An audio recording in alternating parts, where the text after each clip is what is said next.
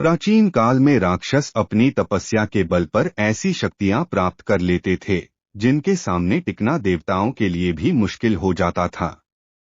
राक्षस अपनी शक्तियों का प्रयोग करके आतंक और भय फैलाते थे। ऐसी ही एक घटना रक्तबीज नाम से राक्षस से जुड़ी है। रक्तबीज का अंत मां काली के हाथों हुआ, लेकिन इस दौरान गलती से मां काली का पांव भगवान शिव के ऊपर आ गया था। आइए जानते हैं उस घटना के बारे में। एक बार रक्तबीज नाम के एक राक्षस ने भगवान शिव को प्रसन्न किया और उनसे एक वरदान हासिल कर लिया। रक्तबीज को यह वरदान मिला था कि उसका खून जहां भी गिरेगा वहां से उसी के समान राक्षस पैदा हो जाएगा। रक्तबीज को अपने इस गुण पर बहुत अभिमान था, इसलिए उसने अपनी शक्तियों का गलत इस्तेमाल करना शुरू कर दिया। घमंड में चूर रक्तबीज ने देवताओं को युद्ध के लिए ललकारा।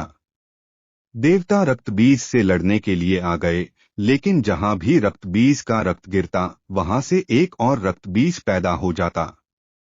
इसका परिणाम यह हुआ कि बहुत सारे रक्तबीज पैदा हो गए, जिन्हें हराने का कोई रास्ता देवताओं को दिखाई नहीं दे रहा था।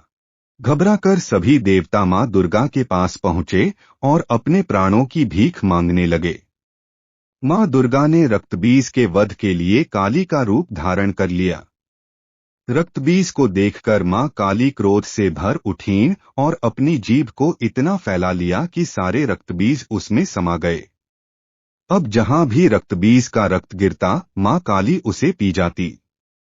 रक्तबीज को समाप्त करते हुए मां इतनी क्रोधित हो गईं कि उनको शांत करना मुश्किल हो गया।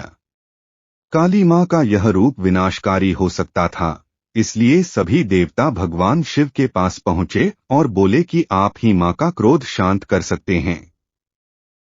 मां काली के क्रोध को शांत करना भगवान शिव के लिए भी आसान नहीं था, इसलिए भगवान शिव काली मां के मार्ग में लेट गए।